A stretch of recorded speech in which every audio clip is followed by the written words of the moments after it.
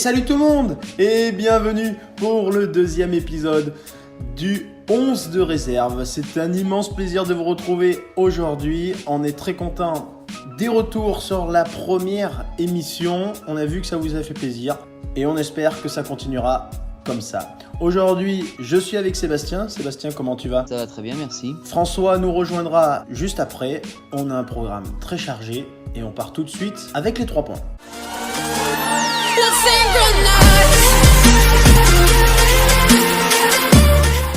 Allez, c'est parti pour les 3 points. Les 3 points aujourd'hui, on va chacun donner notre coup de cœur du week-end, notre coup de gueule du week-end, et il y en a, et aussi notre incompréhension du week-end. Sébastien, si tu veux commencer.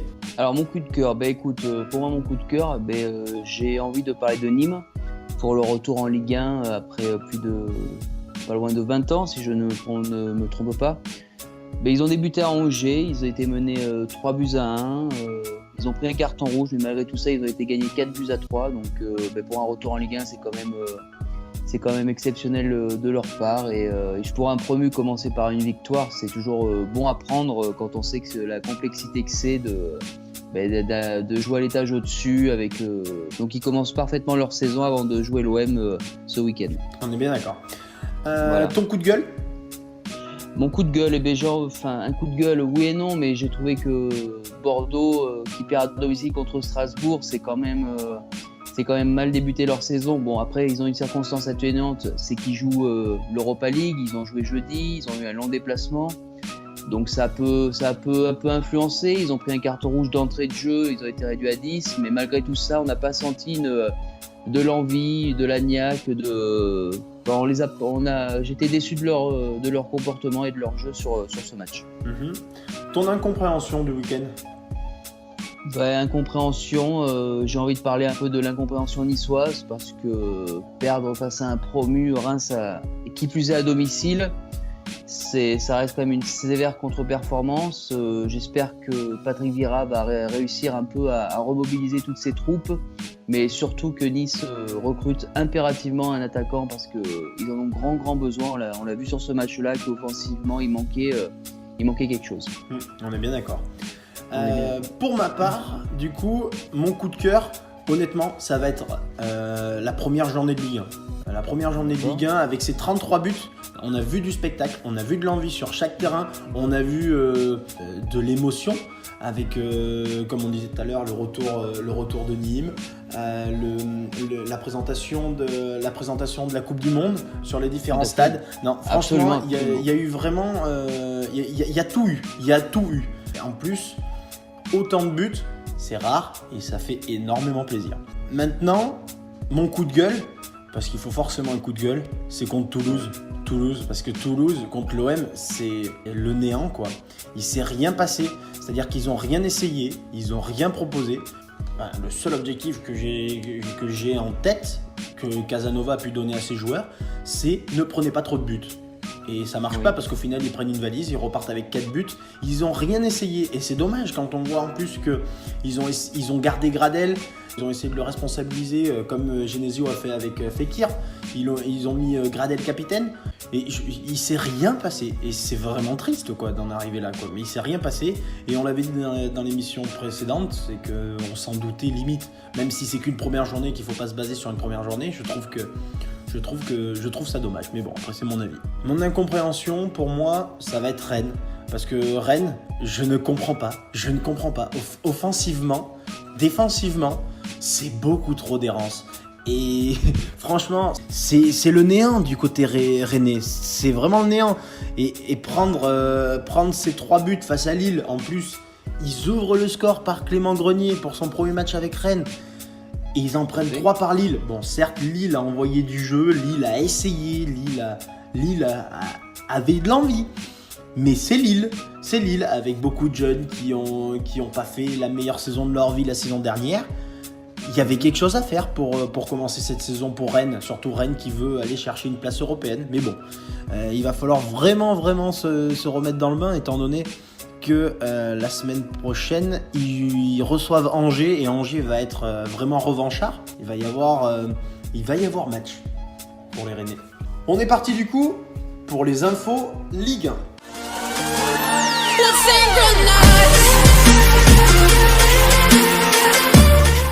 Les infos Ligue 1, du coup, on va commencer tranquillement avec les résultats de cette première journée de Ligue 1. À noter dans ces résultats pour cette première journée de Ligue 1, surtout notamment la victoire des gros. On va pas se mentir, hein, tous ceux qu'on imaginait à la lutte pour les 5 premières places ont gagné. À part Rennes, on a vu Marseille gagner 4-0 à Toulouse, on a vu Monaco même bousculé par des Nantais peu inspirés devant. Saint-Etienne qui gagne contre Guingamp à la maison, 2-1, ça l'avait fait du bien. Lyon qui gagne 2-0 contre Amiens dans un match complètement dominé par des Lyonnais très conquérants. Et puis la victoire parisienne 3-0 face à un Caen qui avait le même objectif que Toulouse, de ne pas prendre trop de buts. Comme d'habitude, des mauvais élèves, hein. Nice c'était le premier match de l'ère Patrick Vieira. On va pas se mentir, c'est raté. Ouais. Les Girondins de Bordeaux, comme tu l'as dit, dans les 3 points qui perdent à la maison contre Strasbourg, 2-0. On va continuer du coup avec maintenant notre gros plan. Notre gros plan, on a choisi l'OM contre Toulouse. Je vais te poser la question qui me trotte dans la tête. Est-ce que c'est grâce à un bon Marseille ou un mauvais Toulouse? Bah écoute, c'est compliqué de répondre à cette question, tant les Toulousains ont été totalement inoffensifs et n'ont pas joué du tout. Après comme on en a parlé, Marseille, ils ont réussi à conserver tous leurs joueurs par rapport à la saison dernière, excepté N'Guissa qui est parti en Angleterre. Et quand tu arrives à conserver des Payet, des Thauvin et tout le reste, ça peut être une bonne chose quand tu as joué une finale de Coupe d'Europe en plus avec cet effectif. Donc je suis pas surpris que l'OM ait pratiqué un beau football, mais après Toulouse ça a été trop faible et leur saison risque d'être très très très longue. Après Marseille va devoir peut-être passer une opposition un peu plus solide pour voir ce que ça donne malgré tout. Pour moi, je pense que... Après moi, je me permets d'avoir un avis si tôt dans la saison. Pour moi, c'est vraiment un mauvais Toulouse, quoi. Parce que encore, ok, Marseille met 4 buts, mais les 4 buts, quoi. Les 4 buts, ils sont cadeaux. Ils sont cadeaux, quoi. Le penalty, ok, mais le but de Thauvin, il est tout seul. Germain, c'est catastrophique. Ce ballon au-dessus de la défense avec tout le monde qui regarde et lui qui a tout le temps d'ajuster un Baptiste René qui est lâché par sa défense. Il s'est rien passé dans cette défense toulousaine. On passe maintenant du coup toujours en Ligue 1, mais du côté des rumeurs Ligue 1.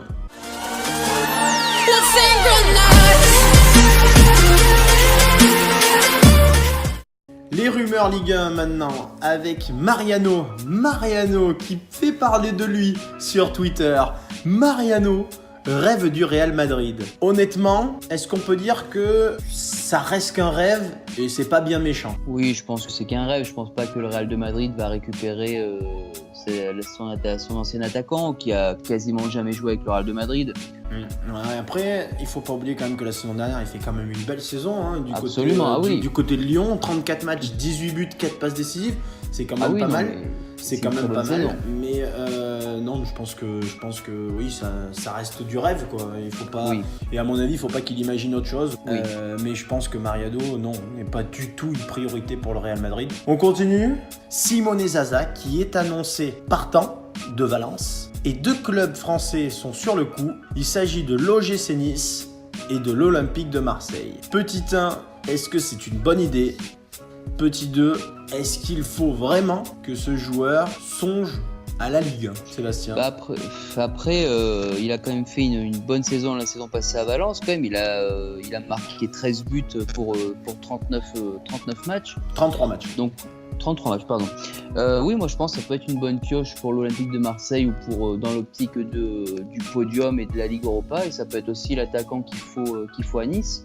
Après, est-ce qu'il a envie de venir en Ligue 1? Est-ce que la Ligue 1, ça peut être attractif pour lui? En tout cas, si Marseille ou Nice le recrute, ce sera forcément une bonne recrue, vu le parcours qu'il a, vu les clubs dans lesquels il a joué. Donc, moi, en tout cas, je suis pour. Hein.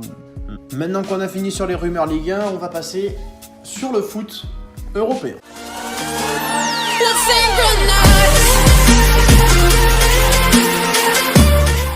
Le foot européen avec les résultats de la première journée de Première Ligue anglaise avec tous les favoris qui ont répondu présent et en plus sur des vrais scores. On a Manchester United qui a eu un peu de mal face à Leicester mais qui a marqué avec un penalty de Paul Pogba.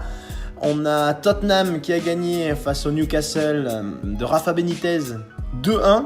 On a aussi Liverpool, un Liverpool écrasant sur sa pelouse face à West Ham. Et on a Arsenal qui fait du Arsenal pour sa première journée de championnat. La défaite 2-0 face à un City intéressant, mais moyen. La question que je voudrais te poser, Sébastien, quelle est l'équipe qui t'a le plus marqué sur cette première journée anglaise? Liverpool qui est offensivement dans la continuité de la saison passée avec Mané, avec Salah, donc qui m'ont assez impressionné pour une reprise. Après, oui, pour moi, il n'y a pas photo. L'équipe qui a marqué le plus sur cette première journée, c'est Liverpool avec ses 4 buts. Il n'y a pas photo. Salah, Mané, tout le monde est présent. Oui, et puis après, il y a la victoire aussi de Chelsea à Huddersfield avec N'Golo Kanté. Donc, je pense que si Sarri, le nouveau coach du côté de Chelsea, arrive à pratiquer ce qu'il faisait à Naples, je pense que Chelsea, ça peut être un candidat très sérieux au titre avec Liverpool.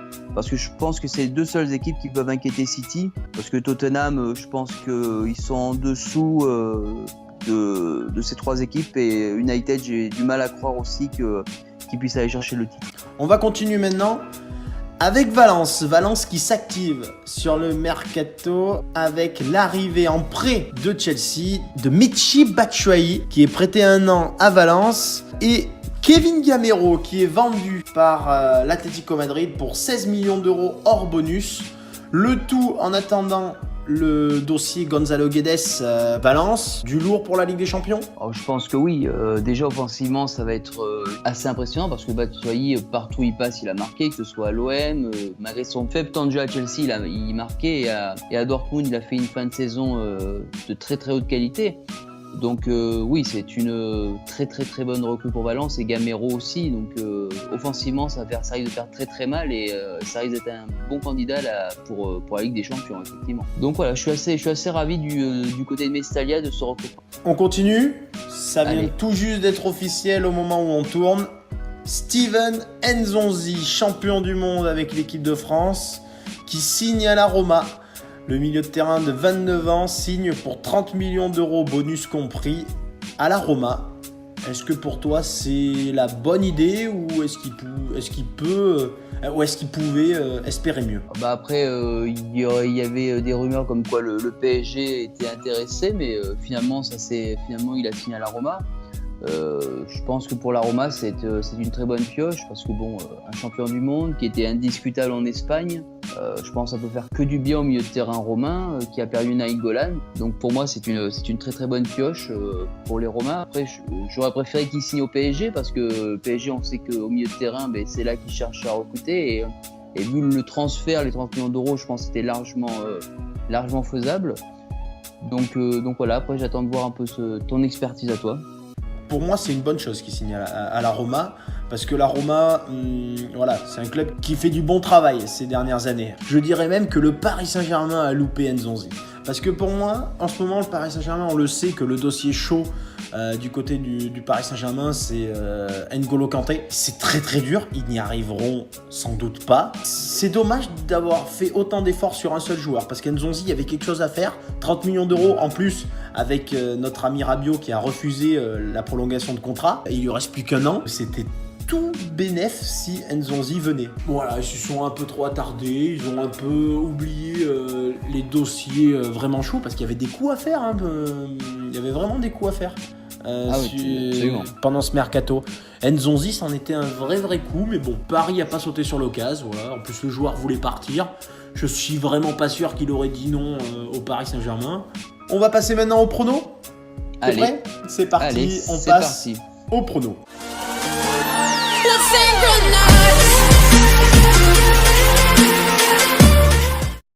On est parti pour les pronos. Je vous laisse en description les stats par rapport à la dernière vidéo et les derniers pronos qu'on a fait. On n'a pas été trop mauvais. Sébastien, on va commencer avec le premier. Ça va être Reims qui reçoit l'Olympique Lyonnais. qu'est-ce que tu vois pour ce match? Je vais miser sur une victoire de Lyon à l'extérieur. Je pense de mon côté que l'Olympique Lyonnais a toutes les armes pour aller gagner à Reims. On continue avec Nîmes contre l'Olympique de Marseille. L'expérience devrait primer sur le promu nîmois, donc victoire de l'OM. Accroché, mais victoire de l'OM pas. Moi je vois une victoire de l'Olympique de Marseille, mais avec les deux équipes qui marquent. On continue, on part en Angleterre. Chelsea-Arsenal. Avec le match qu'Arsenal a fait face à City et le match de Chelsea à Huddersfield, je pense qu'il ne va pas y avoir de surprise. Chelsea va s'imposer à domicile. Je pense que Chelsea va remporter ce match haut la main, 2 buts d'écart à mon avis. Et on va faire notre dernier prono. On va partir de l'autre côté des Pyrénées. Valence-Atlético. Je pense que ça devrait se terminer par un match nul. J'aimerais bien voir des buts, mais je verrais bien. Moi, si je devais faire mon combiné sur ce match, je mettrais match nul ou multi-choix 0-0, 1-1 ou 2-2. Et si je devais choisir une des deux équipes, je mettrais peut-être Valence qui a bien recruté et qui en plus va jouer contre une équipe qui sera fatiguée avec son match de Super Coupe d'Europe. Allez, c'est parti pour le quiz. Et c'est parti pour le quiz. On a une immense chance. François nous a rejoint. François, comment tu vas? Ça va, merci Joël. Allez, on a tout ce qu'il faut. On est parti pour le quiz des champions. C'est parti. Première question, messieurs. Parmi les 23 Français champions du monde, qui est le premier à avoir marqué un but en match officiel? Griezmann. Non. N'Golo Kanté. Non. Pas Kanté non plus. Non. Thauvin, Florian Thauvin. Et non, même pas. C'est pas Thauvin? Giroud. Non. Non. Il a pas joué avec Chelsea, donc Ousmane Dembélé. même pas. Alors là je sèche parce que. Tu sèches? Mais Thauvin il a joué vendredi soir donc en plus il a joué avant les autres donc c'est ça qui. Non c'est Paul Pogba. Et oui, Paul Paul Pogba, bien joué. Un point pour Sébastien. Paul Pogba qui a mis son premier but de la saison, c'est sur penalty contre Leicester, les gars. Ouais. Et oui, c'est lui qui a ouvert le score d'ailleurs. La deuxième question, les gars. Allez. La deuxième, c'est parti. N'Golo Kanté a marqué son premier but lors de la première journée de Premier League. Il a marqué lors de la victoire de Chelsea 3-0 contre Huddersfield. Combien de buts il a mis la saison dernière? Combien de buts il a mis la saison dernière? 2. Non. Un seul, je dirais. Et oui, 2-0 pour Sébastien. Bien joué, Seb. 2-0. Donc, si c'était. On passe à la troisième. C'est parti. Vas-y. Alors cette fois-ci, c'est un qui a déclaré. C'est dur pour nous, mais la VAR, c'est une très bonne chose. Garcia. Ouais, Non. j'aurais dit Rudy Garcia. C'est pas Rudy Garcia? Non, réfléchissez les gars. C'est dur pour nous, mais la VAR est une très bonne chose. Casanova? Casanova. Ah oui, Casanova. Désolé François. Ça fait 3. Non. Si. Quoi Arbitrage Attends, vidéo, attends. le temps que tu veux, il a dit avant. Je l'ai dit avant. Il a dit avant, Non. il a dit avant, C'est François. n'importe quoi. C'est n'importe quoi. Je suis désolé. Non, François, désolé. Le truc, je te jure, on l'a dit en même temps. Ah là, j'en suis quasiment sûr. Je peux. C'est très moche. On mettra le. C'est très moche. Non, on mettra l'arbitrage vidéo. Non, mais Il nous fait une très Eric Dimico. Non. Non, mais c'est très moche. Tu verras quand la vidéo sera en ligne. Il y a pas photo sur ce quiz, il y a pas photo. François s'est fait marcher dessus, Sébastien hors norme. Et oui, ça fait 2-0 pour moi, hein. Attention, François. Je Exactement. reconnais la défaite. Bon, c'est déjà ça. Bravo. C'est déjà ça. Il est fair play. Oh. Je respecte. Et c'est là-dessus qu'on va se quitter. J'espère que cette vidéo vous plaira. Je vous laisse le mot de la fin, messieurs. Eh ben écoute, on va souhaiter un bon week-end à tout le monde et du foot encore de quoi rêver ce week-end. François. Moi, j'attends la semaine prochaine pour me tirer de revanche. Ah bah avec plaisir, avec grand plaisir. C'est Ouais, ça parfait marche. tout ça, c'est parfait. Et écoutez, bon foot ce week-end. N'oubliez pas de vous abonner et de liker la vidéo et même de la partager. À bientôt, bon foot ce week-end.